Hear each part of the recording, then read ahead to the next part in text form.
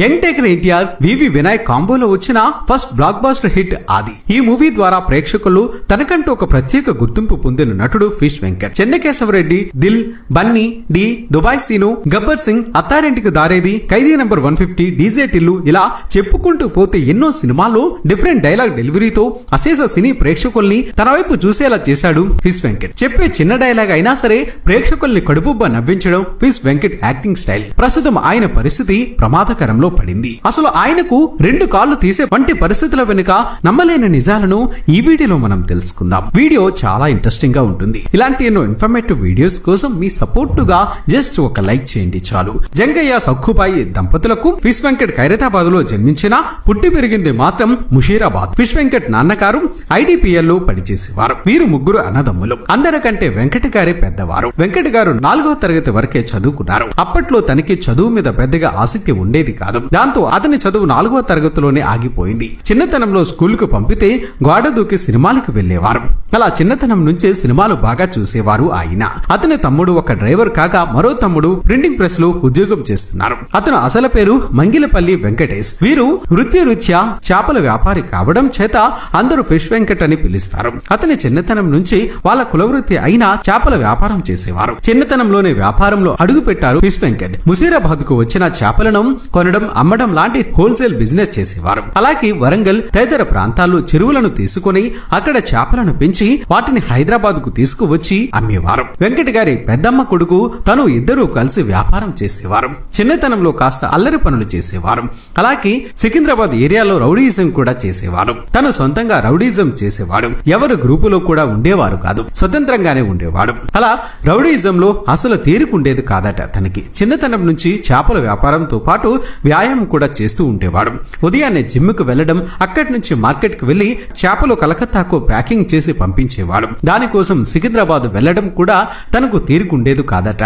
సినిమాలు బాగా చూసేవాడు. ఒక్క హీరోని కాదు, అందరి సినిమాలు చూసేవాడు. అందులోనూ ఎక్కువగా సుమన్, భానుచందర్ వంటి హీరోల సినిమాలు చూసేవారు. ఎందుకంటే వారి సినిమాల్లో మార్షల్ ఆర్ట్స్ ఫైట్స్ ఉండేవి. ఒక్క మనిషి 2-3 కొట్టడం చూసి తను కూడా బయట అలా చేద్దామని అనుకుంటూ ఉండేవారట. అలా కొట్టారు కూడా. తన వైపు ఎవరైనా రఫ్ గా చూసినా కూడా కొట్టేవాడట. అయితే తను గొడవ పడ్డ సంఘటనలు పోలీస్ స్టేషన్ వరకు పోయినవి లేవు. ఎక్కడైనా గొడవ చేస్తే అక్కడే ఎవరో ఒకరు వచ్చి రాజీ చేసేవారు. అప్పటి తెలుగుదేశం నాయకుడు మాకంటి గోపి గారికి టీడీపీ తరపున మద్దతుగా వెళ్లేవాళ్ళు. గోపీనాథ్ జంతర్ మంతర్ అనే సినిమా నిర్మిస్తున్నప్పుడు కూడా ఒక వేషం వేయమని ఫిష్ వెంకట్ ని అడిగారు. అందులో గుర్రం మీద కూర్చునే బందిపోటు వేషాన్ని ఫిష్ వెంకట్ గారు వేశారు. అలా తొలిసారిగా గుర్రం ఎక్కాడు. దాని తర్వాత పాత బస్తీ అనే సినిమాలో చేశాడు. అయితే ఆ 2 సినిమాలు కూడా డైలాగ్స్ లేవు. తర్వాత కొంత గ్యాప్ తర్వాత రవణ అనే సినిమాలో ఓ చిన్న పాత్ర చేశాడు.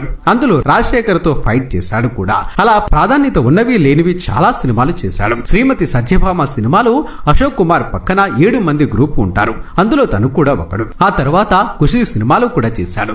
అందులో ఒక డైలాగ్ కూడా చెప్తాడు. ఆ డైలాగ్ పవన్ కళ్యాణ్ గారికి బాగా నచ్చి మెచ్చుకున్నారు కూడా.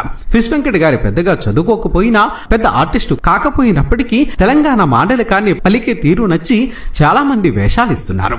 దానికి కారణం వివి వినాయక్ గారే. తాను చెప్పిన చిన్న డైలాగ్ ను కూడా అతనితోనే డబ్బింగ్ చెప్పించేవారు. కో డైరెక్టర్ పుల్లారావుకి అతన్ని అప్పగించి ఇతనితో డబ్బింగ్ చెప్పించండి అని చెప్పేవారట వివి వినాయక్ గారు. ఆయన తనతో చాలా సార్లు ప్రాక్టీస్ చేయించి చెప్పించారు. అలా చెప్పించాడు కాబట్టి ఈ రోజు ఈ తరహా వేషాలు వస్తున్నాయని ఫిష్ వెంకట్ గారు పుల్లారావుని అలాగే వివి వినాయక్ గారిని తలుచుకుంటారు. అతను నటుడైన తర్వాత చిన్న గుర్తింపు వచ్చి సినిమాల్లో కనిపిస్తూ ఉంటే వారి అమ్మానాన్నలు చాలా ఆనందపడ్డారట. వారి అబ్బాయి కూడా మా నాన్న యాక్టర్ అయ్యాడని చాలా సంబరపడుతుంటారు. ఇక తన భార్య కూడా చాలా ఆనందపడతారు. ఒకసారి ఫిష్ వెంకట్ గారు 3 అంతస్తుల మేడపై నుంచి జారి కింద పడ్డారు. అప్పుడు ఒక వారం రోజులు మెలకువ కూడా లేదు. కోమాలోకి వెళ్లిపోయారు. అప్పుడు తన భార్య అన్ని సేవలు చేసింది. ఆమె తనని చంటి పిల్లాడిలా చూసుకొని ఒక తల్లి సేవ చేసినట్టు చేసిందట. ఫిష్ వెంకట్ గారికి ఒక పాప, 2 కొడుకులు ఉన్నారు. ఇదిలా ఉంటే ప్రస్తుతం ఆయన కొన్ని సంవత్సరాల క్రితం ఒక సినిమా షూటింగ్ నిమిత్తం ఆగ్రా వెళ్లారు. అక్కడ కాలికి మేకు లాంటిది గుచ్చుకోవడంతో చిన్న గాయమైంది.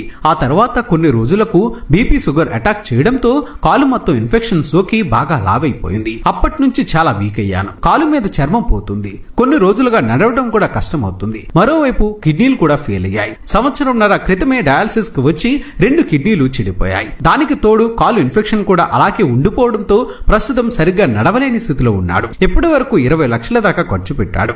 డాక్టర్స్ అయితే డయాలసిస్ కు సంబంధించి ఆపరేషన్ చేయాలని అంటున్నారు. అంటున్నారు. అందుకు గాను సుమారు 50 లక్షల దాకా అవుతుంది. అంత ఆర్థిక స్తోమత లేకపోవడంతో ప్రస్తుతం గాంధీ ఆసుపత్రిలో చూపించుకుంటున్నాడు. ఈ విషయం ఇప్పటి వరకు ఎవరికీ తెలియదు. ఫస్ట్ నుంచి కూడా ఎవరిని చేయి చాచి అడగడానికి ఇష్టపడకపోవడంతో తన ఆరోగ్య పరిస్థితి ఎవరికీ తెలియకుండా జాగ్రత్త పడ్డాడు. అనారోగ్య పరిస్థితుల వల్ల సినిమాలో ఛాన్సులు వచ్చినా చేసే ఓపిక లేదు. ప్రస్తుతం కుటుంబం గడవడం చాలా కష్టంగా మారింది. 2 కొడుకులు 1 కూతురు ఉంది. ఆర్థికంగా కొడుకులు పట్టించుకోవట్లేదు. అప్పుడప్పుడు కూతురు కొంత డబ్బులు ఇస్తూ ఉంటుంది అంటూ ఫిష్ వెంకట్ భావోద్వేగానికి గురయ్యారు. దీంతో సాయం కోసం ఎదురు చూస్తున్న ఫిష్ వెంకట్ ను టాలీవుడ్ ప్రముఖులు ఆదుకోవాలని, ఆర్థికంగా భరోసా ఇవ్వాలని నెటిజన్లు ఆకాంక్షిస్తున్నారు. ఏది ఏమైనా ఫిష్ వెంకట్ గారు త్వరగా కోలుకోవాలని మనము మనస్ఫూర్తిగా కోరుకుందాం. మరి ఆయన నటన మీకు ఇష్టమైతే ఈ వీడియోను లైక్ చేసి మీ అభిప్రాయాన్ని కామెంట్ రూపంలో చెప్పండి ఫ్రెండ్స్. మేము చేసే ప్రతి వీడియో వెనుక చాలా కష్టం ఉంటుంది. ఆ కష్టానికి మీరిచ్చే ప్రతిఫలం ఒక లైక్ కొట్టి సబ్స్క్రైబ్ చేసుకోవటమే.